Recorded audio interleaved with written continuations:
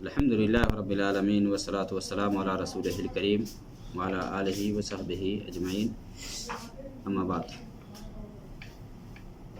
اللہ رب العالمین کی راہ میں جو لوگ شہید ہو جاتے ہیں، قتل ہو جاتے ہیں، تو ان کے بہت زیادہ فضائل ہیں، ان کی فضیلت بہت زیادہ ہے۔ جو اعلاء کلمت اللہ کے لیے، اللہ رب العالمین کہ دین کو بلند کرنے کے لیے، غالب کرنے کے لیے، اونچا کرنے کے لیے، چونکہ اسلام یہ اونچا ہے، اونچا رہے گا، اس کو کوئی نیچا نہ کر سکا ہے اور نہ وہ کر سکے گا، کوئی بھی دنیا کی کوئی بھی طاقت آ جائے۔ تو دین کو جو غلبہ حاصل ہوا ہے وہ اللہ رب العالمین کی وجہ سے، کیونکہ اللہ کا دین ہے، اللہ رب العالمین کے دین کو کوئی کمزور نہیں کر سکتا ہے، اور اللہ رب العالمین سے کوئی مقابلہ بھی نہیں کر سکتا ہے۔ اللہ رب العالمین جس کو عزت دینا چاہتا ہے عزت دیتا ہے، جس کو ذلت دینا چاہتا ہے اس کو ذلت دیتا ہے۔ تو اسلام یہ اللہ کا دین ہے، ان الدین عند اللہ الاسلام، الاسلام یعلو ولا یعلی علیہ۔ اسلام یہ ہمیشہ سے سربلند رہا ہے اور ہمیشہ رہے گا، اس کو کوئی نیچا نہیں کر سکتا ہے۔ یہ جو شہید ہیں یا جو شہداء ہیں، جو اللہ کے راستے میں شہید ہوتے ہیں، جو قتل ہوتے ہیں، اور اخلاص کے ساتھ جو لوگ لڑتے ہیں اللہ کے دین کو غالب کرنے کے لیے، اللہ کے احکام کو نافذ کرنے کے لیے، تو ایسے لوگ جب اللہ کی راہ میں قتل کیے جاتے ہیں، قتل ہو جاتے ہیں، تو ان کے فضائل بے شمار ہیں، بہت زیادہ ہے۔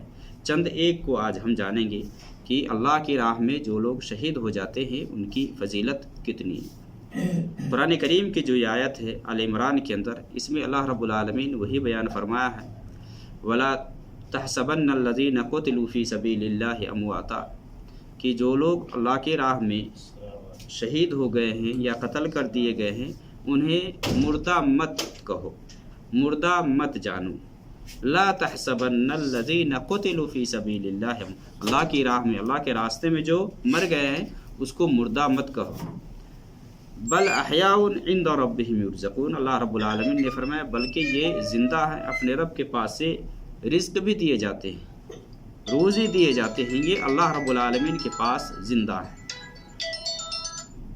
اسی صورت کے اندر آگے اللہ رب العالمین نے فرمایا ہے فرحین بما آتاہم اللہ من فضلہ، کہ اللہ رب العالمین نے اپنا جو فضل دیا ہے، جو اکرام کیا ہے، جو انعام کیا ہے ان شہداء کے اوپر، اس کی وجہ سے کیا ہے، یہ خوش ہے۔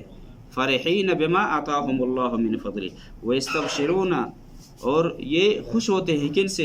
جو لوگ بعد میں، ابھی ان کے بعد ہیں، جو دنیا کے اندر ابھی شہید نہیں ہوئے ہیں، ان سے وہ لوگ خوش ہو رہے ہیں کہ وہ لوگ جو آنے والے ہیں ان سے بھی وہ لوگ خوش ہو رہے ہیں کہ یہ جب آئیں گے اللہ کے راستے میں، جب شہید ہوں گے تو ان کو جان لینا چاہیے کہ ان کے اوپر کوئی غمگینگی اور کوئی خوف زدہ والی بات نہیں ہے، کوئی خوف زدہ والی بات نہیں ہے، کیونکہ جو لوگ شہید ہو جاتے ہیں اللہ کے یہاں جب پہنچتے ہیں اور جو ان کے لیے انعام ہے، جو اکرام ہے، جب ان کو حاصل ہوتا ہے تو یہ دوبارہ دنیا میں آنے کی کوشش کرتے۔ دیکھیے جو لوگ دنیا سے چلے جاتے ہیں، دنیا سے چلے جاتے ہیں، مر جاتے ہیں، اللہ رب العالمین کی یہاں عزت والی زندگی اگر اس کو مل بھی جاتی ہے تو وہ دوبارہ سے دنیا میں آنے کی خواہش نہیں کرتے سوائے شہداء کی۔ شہداء جب اللہ رب العالمین کے یہاں جاتے ہیں، ان کو جب جنت میں نعمتیں حاصل ہوتی ہیں تو وہ خواہش کرتے ہیں کہ ہمیں دوبارہ سے دنیا میں بھیجا جائے تاکہ پھر سے جا کر ہم شہید ہو کر کے آئیں، اور یہی حدیث سے بھی پتہ چلتا ہے۔ تو اس میں اللہ رب العالمین نے شہید کے بارے میں بتلایا ہے، چونکہ یہ شہداء کی فضیلت ہے، شہید کی یہ فضیلت ہے کہ انہیں مردہ مت کہو بلکہ وہ زندہ ہیں، اپنے رب کے پاس سے روزی دیے جاتے ہیں۔ اور سورہ بقرہ میں اللہ رب العالمین نے فرمایا نا وَلَا تَقُولُوا لِمَنْ يُقْتَلُ فِي سَبِيلِ اللَّهِ أَمْوَاتٌ بَلْ أَحْيَاءٌ وَلَٰكِن لَا تَشْعُرُونَ۔ زندہ کیسے ہیں؟ مطلب کیا ہے؟ مفہوم کیا ہے؟ کس طرح سے زندہ ہے؟ دنیا میں زندہ ہے جس طرح سے ہم زندہ ہیں؟ نہیں، یہ برزخی زندگی کی بات ہے۔ وہی اللہ رب العالمین نے فرمایا جو اللہ کے راستے میں قتل ہو جائیں، قتل کر دیے جائیں، انہیں مردہ مت جانو بلکہ وہ زندہ ہے۔ کیسے زندہ ہے؟ وَلَٰكِن لَا تَشْعُرُونَ، تمہیں اس کا شعور نہیں ہے، اللہ جانتا ہے کیسے زندہ ہے۔ اب حدیث سے دیکھیں گے، حدیث سے پتہ چلتا ہے، چونکہ بعض لوگوں نے یہ کہا ہے کہ جب شہداء جب مرتے ہیں، جب قبر میں جاتے ہیں تو ان کی روحیں وہاں لوٹائی جاتی ہیں اور پھر جنت کی نعمتیں ان کو حاصل ہوتی ہیں، یا بعض نے یہ کہا ہے کہ جنت کے پھلوں کی خوشبو ان کو آتی ہے، لیکن حدیث کے اندر جیسا کہ صحیح مسلم کے اندر عبداللہ بن مسعود سے یہ روایت ہے، صحیح مسلم میں یہ مسروق بیان کرتے ہیں کہ میں نے عبداللہ بن مسعود سے پوچھا اس آیت کے بارے میں وَلَا تَحْسَبَنَّ الَّذِينَ قُتِلُوا فِي سَبِيلِ اللَّهِ کہ اس کا مطلب اور مفہوم کیا ہے. تو عبداللہ بن مسعود نے اسے کہا کہ میں نے بھی اس کے بارے میں نبی صلی اللہ علیہ وسلم سے پوچھا کہ اس کا مطلب اور مفہوم کیا ہے. تو آپ صلی اللہ علیہ وسلم نے کہا وہ یہ ہے کہ شہید لوگ جب مر جاتے ہیں تو ان کی جو روحیں ہیں نا، ان کی روحیں سبز رنگ کے پرندوں کے سینے میں یا پیٹ میں اس کو جنت کے اندر رکھا جاتا ہے، اور عرش سے معلق قندیلیں ہیں، لالٹین جس کو کہتے ہیں نا، یہ جنت میں گھومتی پھرتی رہتی ہیں، چرتی ہیں اور پھر آ کر کے اس میں لوٹ آتی ہیں، قندیل کے اندر وہ ہے. اسی کے بارے میں کہ وہاں اللہ رب العالمین نے ان کو موقع دیا ہوا ہے. اس لیے بعض روایت کے اندر آپ دیکھیں گے کہ جیسا کہ ترمذی وغیرہ کے اندر، ابن ماجہ کے اندر حدیث ہے کہ جابر بن عبداللہ یعنی عبداللہ کا جب ان کی شہادت ہو گئی جنگ احد میں، تو جابر رضی اللہ تعالی عنہ سے نبی صلی اللہ علیہ وسلم نے کہا کہ کیا میں تمہارے باپ کے بارے میں نہ بتاؤں کہ اللہ رب العالمین نے کیا بات کی، اس سے کیسے بات کی. تو جابر نے کہا کہ کیوں نہیں نبی صلی اللہ علیہ وسلم، ضرور بتائیے.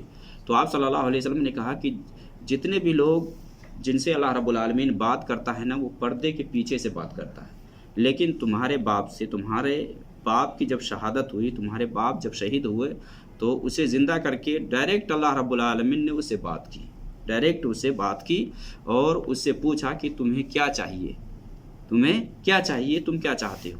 تو تمہارے باپ نے یہ کہا کہ اللہ رب العالمین مجھے دنیا میں واپس بھیج دے تاکہ میں دوبارہ سے شہید ہو کر کے آؤں.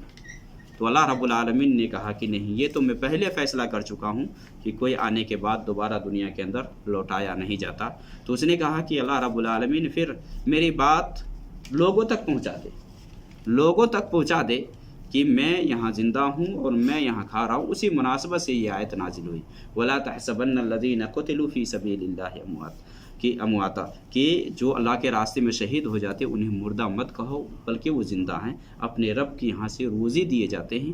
تو جنت کے اندر یہ ان کی روحیں جو شہداء ہیں، جو شہید ہیں، ان کی روحیں جنت کے اندر بسیرا کرتی ہیں. ایک حوالہ دینا جو لوگ کہتے ہیں روحیں آتی ہیں، جمعرات کو آتی ہیں، قرآن کو آتی ہیں، تھوڑا سا ٹچ دیتے نہیں ہے، پھر روح شہیدوں بھی نہیں آ سکتی، کسی اللہ کے اندر بھیجا ہی نہیں. دنیا میں کسی کی روح واپس نہیں آتی ہے. لوگ کہتے ہیں نا کہ جمعہ کی رات یا جمعرات کے دن روح لوٹ کر کے آتی ہے، تو یہ سب بناوٹی بات ہے. دنیا کے اندر کسی کی روح لوٹ کر کے نہیں آتی ہے. کیوں؟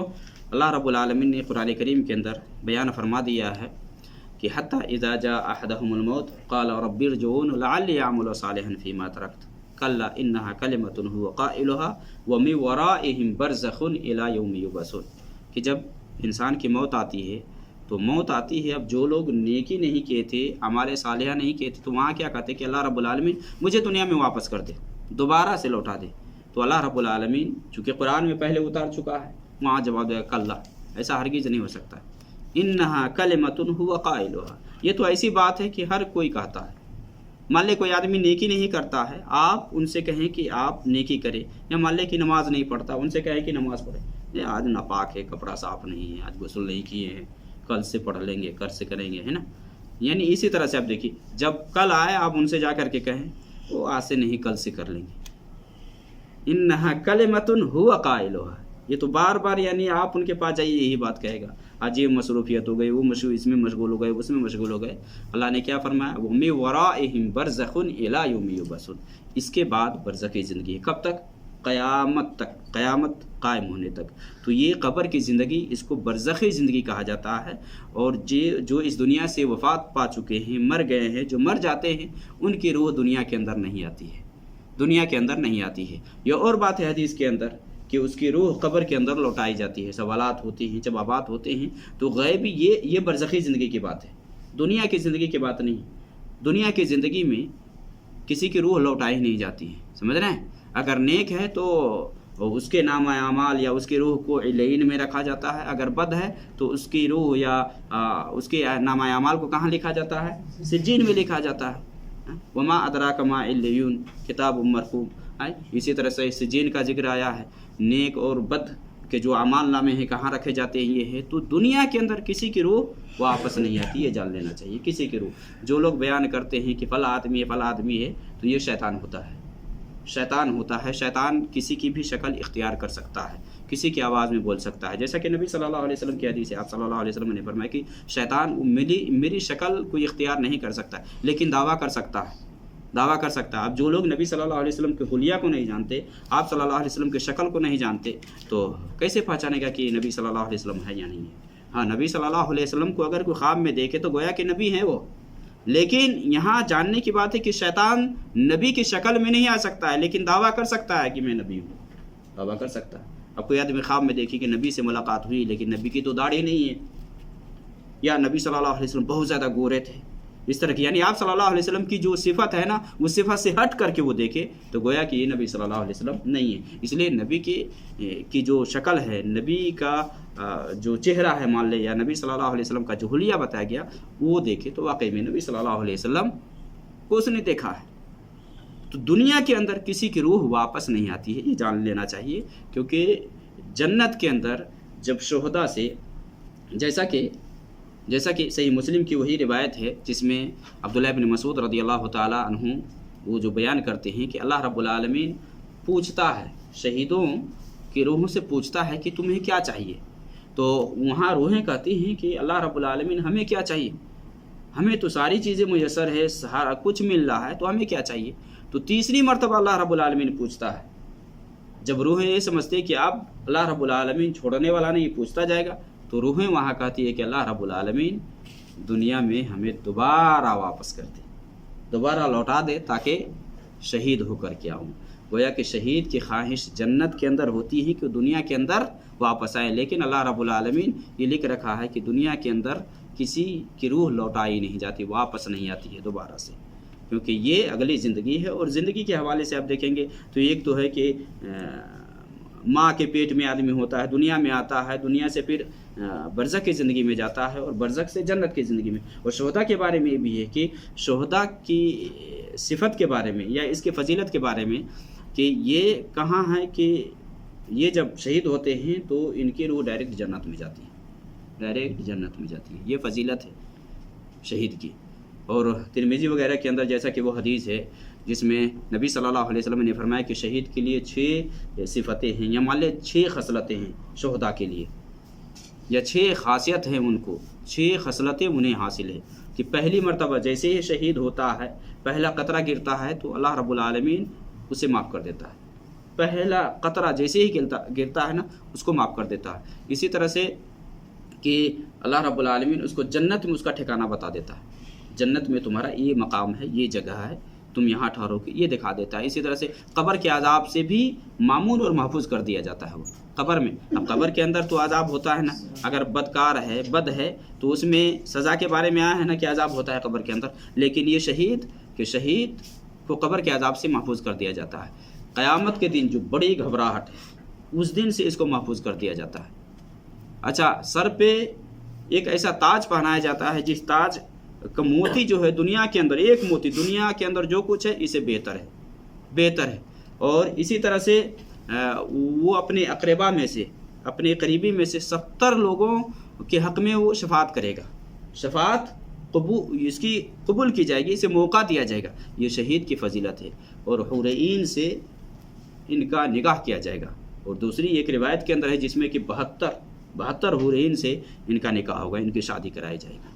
تو یہ سب خصوصیت ہے شہداء کے سلسلے میں. شہداء کی اور بھی فضیلت ہے، جو بھی مالک کی شہید ہونا چاہتے ہیں. اب جیسا حضرت عمر رضی اللہ تعالیٰ عنہ دعا کیا کرتے تھے نبی صلی اللہ علیہ وسلم، صحیح بخاری کی حدیث ہے کہ اللہ رب العالمین مجھے اپنے رسول کے شہر میں شہادت نصیب فرمانا.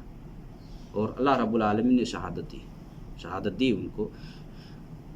اور شہید کے سلسلے میں کہ اگر ایک شخص شہید ہونے کی خواہش کرتا ہے، اگر جنگ میں نہیں جا پاتا ہے، اگر نیت صادق یعنی سچا ہے، خالص ہے ارادہ، اگر وہ بستر پہ بھی مرتا ہے تو اس کو شہید کا مقام حاصل ہوتا ہے.